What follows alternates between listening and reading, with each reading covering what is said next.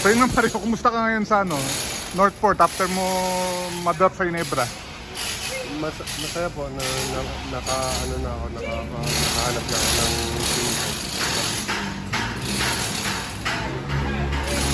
ano lang pakiramdam kasi hindi ka napapirma sa Ginebra. Ano lang yung naramdaman mo namin.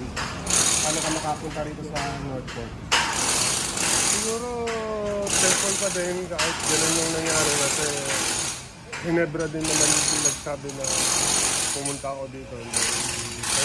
Thankful lang God na pinapirma naman ako. Yun. Yung dream naman natin na maging PBA player kahit ano yung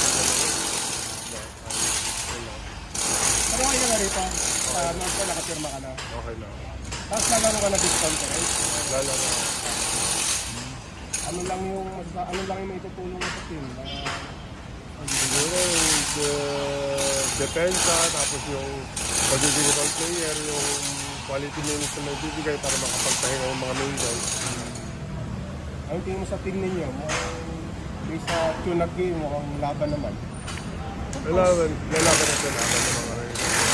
Andyan sila Kuya Calvin Abreva, Kuya Wilson. Lalaban talaga. Kumusta yung time mo sa Ginebra? Kahit saglit lang, yung kumusta naman? Yung time ko sa Ginebra, yung 5 days ko, sobrang kaya ang dami kong natutunan. Lalo na kahit kay Coach Team ko, pwede kong madala dito.